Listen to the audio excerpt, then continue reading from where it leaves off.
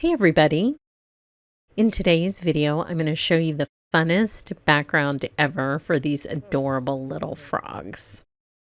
This starts very simply with an ancient roll of masking tape that I had that I'm tearing some sort of uneven strips from, anchoring it to the card, and then creating little ruffles and sticking it down here and there after folding little pieces of it over. This is such a fun texture, and I have so many ideas for how to use it. I can't wait to try some other ones.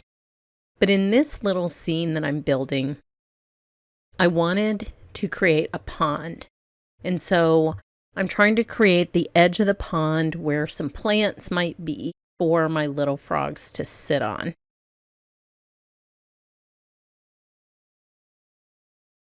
So I'll curve it around, and then the rest of the open area will be water. To create the color, I'll be using Hero Arts liquid watercolor, but first I have to prepare the surface with some gesso. So I'm just going to apply the gesso with a foam brush and make sure that you get it in all the little nooks and crannies of the tape. This is what's going to allow the watercolor to move around with the help of some water and make sure that it's protecting the cardstock underneath. That's the most important thing because I will be using very heavy water.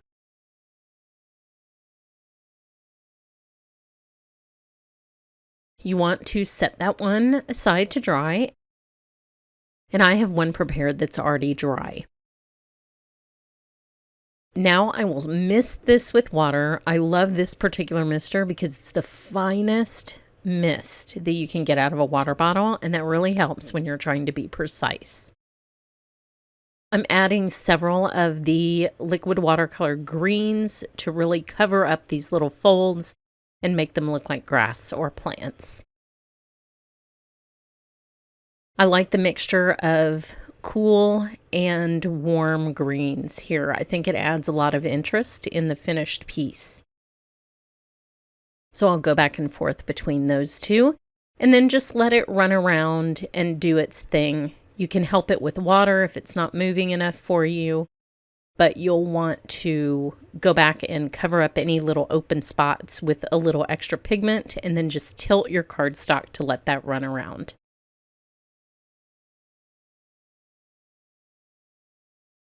This is easy to just keep going and going. I played with this for quite a while just because you can customize the color, and I love that.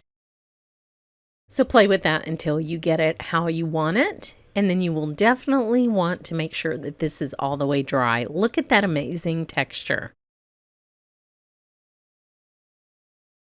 Now you can see the little texture from the gesso as well as from the tape, so you get a double amount of texture, which is super fun. Now I will add blue for the water. I have two Hero Arts blues here, Indigo and Deep Ocean, and these work so well together. And I'll do the same thing, just let this kind of do its thing, help it with water, and add more layers as I go. The fun thing about doing this on top of gesso is you get texture where the water is sort of penetrating thinner areas of the gesso, and you get these little spots and things that end up really looking like undersea sort of textures. You'll see that in the finished card.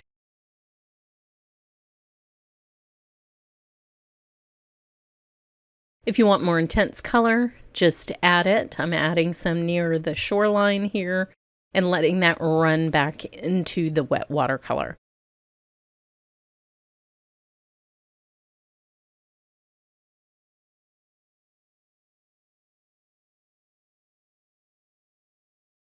You can use your hand to shield the green area when you're adding water, but if the green area is at all wet, that watercolor will run into it. It's no big deal.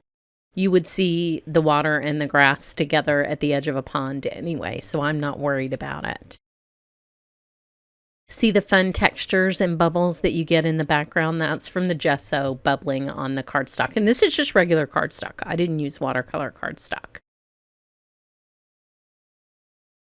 So here's what the finished card looks like, all that texture and fun and those cute frogs. And here are some more samples from the cards that are on my blog today.